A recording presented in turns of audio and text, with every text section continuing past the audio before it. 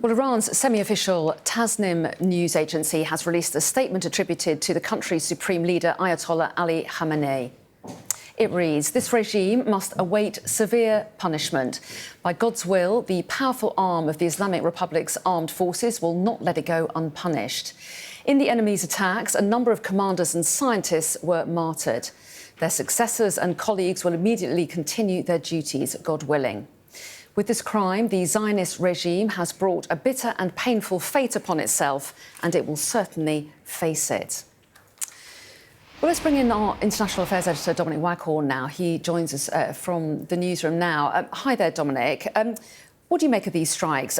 We've seen strikes by Israel on Iran in recent times, but this feels like a whole different scale, doesn't it? Yeah, this is the big one. This is the moment that I think that people across the Middle East have been waiting for and expecting at some point for years, and something that the Israeli leader, Benjamin Netanyahu, has threatened and kind of made it a lifetime ambition to make happen for so long. And it does seem to be the real thing. You know, as you say, we've had Israeli attacks on Iran before. And of course, we had the first direct sort of hostilities between these two sworn enemies last year. But this is the moment, it seems, where Israel has decided that it is now time to try and take out the Iranian nuclear program. Netanyahu's kind of made it an ambition of his to destroy this, what he regards, or says he regarded at least, as an existential threat against Israel for years. Now, he clearly believes that Iran has been seeking to develop the technology to fulfill its threat to erase Israel off the face of the earth. And he's always said that this is effectively his sacred duty as a leader of the Jewish state to stop that happening and to remove from or take away from the Iranians any ability to do so. Now, what he said in this statement overnight is that he believes the Iranians have gone a step farther than what they've ever done before. They've tried to enrich uranium.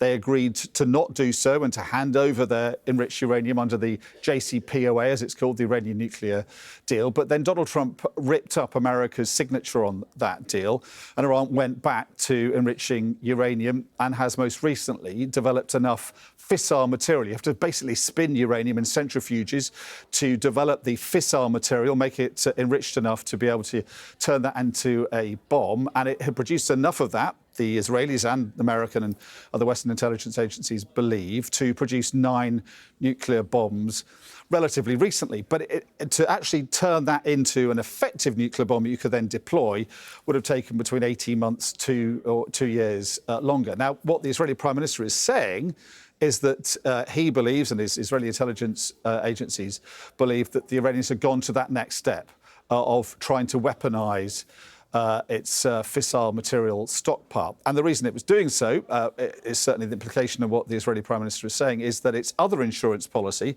which was Hezbollah and Hamas, these proxy allies on the sort of doorstep of Israel, have been destroyed by Israel, and therefore the Iranians are looking for a plan B, and therefore we're going hell for leather to build the bomb. Now, it's the first time he said that, and no other Israeli official overnight has repeated that claim. So I think his allies will ask for evidence that that is the case. But if he believed that was the case, then he's now justifying these attacks in that light. I think the big question now, of course, is what does Iran do in response? We've heard, as you say, the Ayatollah Khamenei, the supreme leader, responding there, but also from Iran military, the Twitter accounts that the Iranian military has, saying simply this will not be, talking about its retaliation, a mere demonstration of will or technological capability. This time, our response will be lethal. So basically saying that those attacks, those ballistic missiles we saw last October, were a demonstration of will. What the world's going to see now is going to be very different, and it may not be aimed just at Israel. The Iranians have always said that if their nuclear program is attacked, they won't just strike back at Israel. They'll assume that America was involved as well, although the Iranians have said the Americans have said it's a unilateral strike. But the Iranians, I think the assumption we can make is the Iranians will, if they have the ability still to do so, strike Israel, but also US bases, possibly in the Persian Gulf, US allies in the Gulf, and oil installations as well. And that will, I think, create a step change in this conflict. And it threatens, I think, to escalate things into a much more grave situation, not just for the region, but potentially for the world as well, of course, because the Persian Gulf is so crucial to the world's oil industry and to trading generally.